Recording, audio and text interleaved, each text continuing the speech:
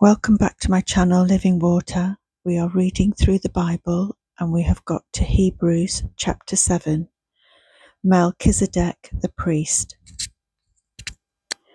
This Melchizedek was king of Salem and priest of God Most High. He met Abraham returning from the defeat of the kings and blessed him. And Abraham gave him a tenth of everything. First, the name Melchizedek means king of righteousness. Then also king of Salem means king of peace. Without father or mother, without genealogy, without beginning of days or end of life, resembling the Son of God, he remains a priest forever. Just think how great he was. Even the patriarch Abraham gave him a tenth of the plunder. Now the law requires the descendants of Levi who become priests to collect a tenth from the people, that is, from their fellow Israelites, even though they also are descended from Abraham. This man, however, did not trace his descent from Levi, yet he collected a tenth from Abraham and blessed him who had the promises. And without doubt, the lesser is blessed by the greater. In the one case, the tenth is collected by people who die, but in the other case, by him who is declared to be living. One might even say that Levi, who collects the tenth, paid the tenth through Abraham, because when Melchizedek met Abraham, Levi was still in the body of his ancestor. Jesus like Melchizedek. If perfection could have been attained through the Levitical priesthood, and indeed the law given to the people established that priesthood, why was there still need for another priest to come, one in the order of Melchizedek, not in the order of Aaron?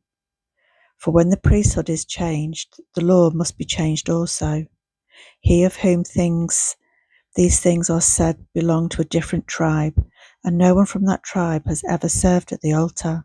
For it is clear that our Lord descended from Judah, and in regard to that tribe, Moses said nothing about priests. And what we have said is even more clear. If another priest like Melchizedek appears, one who has become a priest, not on the basis of a regulation as to his ancestry, but on the basis of the power of an indestructible life, for it is declared, "You are a priest forever in the order of Melchizedek." The former regulation is set aside because it was weak and useless, for the law made nothing perfect, and a better hope is introduced, by which we draw near to God. And it was not without an oath. Others became priests without an oath, but he became a priest with an oath when God said to him, "The Lord has sworn and will not change his mind. You are a priest forever." Because of this oath, Jesus has become the guarantor of a better covenant. Now there have been many of those priests, since death prevented them from continuing in office, but because Jesus lives forever, he has a permanent priesthood. Therefore, he is able to save completely those who come to God through him, because he always lives to intercede for them. Such a high priest truly meets our need, one who is homely, blameless, pure, set apart from sinners, exalted above the heavens. Unlike the other priests, he does not need to offer sacrifices day after day for his own sins and then for the sins of the people. He sacrificed for their sins once for all when he offered himself.